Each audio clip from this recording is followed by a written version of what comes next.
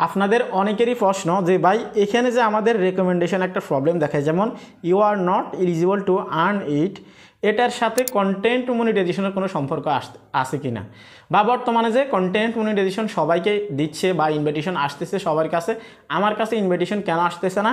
হয়তো আমার এখানে you are not eligible to earn it এটা থাকার কারণে আমার কাছে কন্টেন্ট মনিটাইজেশনের ইনভাইটেশন আসতেছে না। অনেকে ভাবতেছেন যে এটা যদি আপনারা গ্রিন কালার করেন তাহলে আপনাদের কন্টেন্ট মনিটাইজেশন চলে আসবে, এমনটাই আপনারা মন্তব্য করতেছেন। তো আজকের এই ভিডিওতে ক্লিয়ার সমাধান থাকবে এবং কি সঠিক যে তথ্য আছে সেটা আপনাদের সামনে তুলে ধরবো। যদি চ্যানেল নতুন এসে থাকেন ভিডিওতে লাইক দিবেন, চ্যানেল অবশ্যই সাবস্ক্রাইব করে দিবেন। তো দেখুন, বর্তমানে যে সমস্যাটা দেখা যাচ্ছে, অসংখ্য ক্রিয়েটরের কাছে কিন্তু কন্টেন্ট মনিটাইজেশনের ইনভাইটেশন আসতেছে না। অনেক ছোটো ক্রিয়েটরের কাছে কিন্তু কন্টেন্ট মনিটাইজেশনের সেট আপ চলে আসতেছে। সেজন্য অনেকের কাছে কিন্তু এখানে কিন্তু এটা গ্রিন টিক নেই, যেমন এইরকম আছে।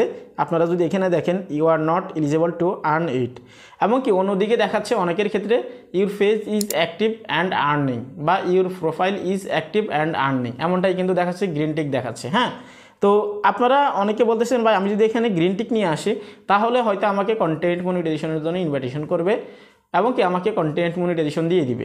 তো এই প্রশ্নটা যদি আপনি সরাসরি করেন, আমিও সরাসরি আপনাকে উত্তর দিব এটাই, যে এটার সাথে কন্টেন্ট মনিটাইজেশনের কোনো সম্পর্ক নেই। এখন কী জন্য নেই আমি সেটা আপনাদেরকে তুলে ধরতেছি। এই যে এখানে যে you are not eligible to earn it, এখানে এটা সাদা কালার হয়ে থাকার বা এখানে এই সমস্যাটা দেখানোর কারণটা কি, প্রথমত আপনাকে এটা জানতে হবে। আপনি যদি কারণটা জানেন তাহলে কিন্তু আপনি একদমই সহজে বিষয়টা বুঝতে পারবেন। তো এখানে এটা থাকার একটাই কারণ, সেটা হচ্ছে যে আপনার পেজে যদি কোনো ধরনের কোনো সমস্যা থাকে, হ্যাঁ অনেক সময় দেখা যায় আপনার পেজে কোনো সমস্যা আছে, সেক্ষেত্রে কিন্তু এটা আপনার এখানে দেখাতে পারে। কিন্তু এমনটাও না যে 100% কোনো পলিসি ইস্যুর কারণে আপনার এখানে you are not eligible to earn it এটা আপনার এখানে দেখাবে। এখানে যদি আপনার কোনো ধরনের কোনো মনিটাইজেশন সেট আপ নাও থাকে আপনার এই পেজে, সেক্ষেত্রে কিন্তু আপনার এখানে এটা এমন দেখাতে পারে you are not eligible to earn it. যখন আপনি স্টার সেট আপ করবেন বা যেই কোনো মনিটাইজেশন একটা টুলস আপনি জাস্ট সেট আপ করবেন, সেক্ষেত্রে আপনার এখানে কিন্তু গ্রিন টিক চলে আসবে। অথবা আপনি যদি ব্র্যান্ডেড কন্টেন্ট ট্যাগ যদি আপনি অ্যানাবেল করেন, সেক্ষেত্রেও কিন্তু আপনার এখানে কিন্তু গ্রিন টিক চলে আসবে। অর্থাৎ আপনি এটা বুঝে গেছেন যে রেকমেন্ডেশনে যখন আপনি আসবেন, আসার পর যখন এখানে আপনি দেখবেন you are not eligible to earn it, এটা দেখলে আপনি ভাববেন না বা আপনি ভাবতে পারবেন না যে এটার কারণে হয়তো আমাকে কন্টেন্ট মনিটাইজেশন দিচ্ছে না, একদমই না।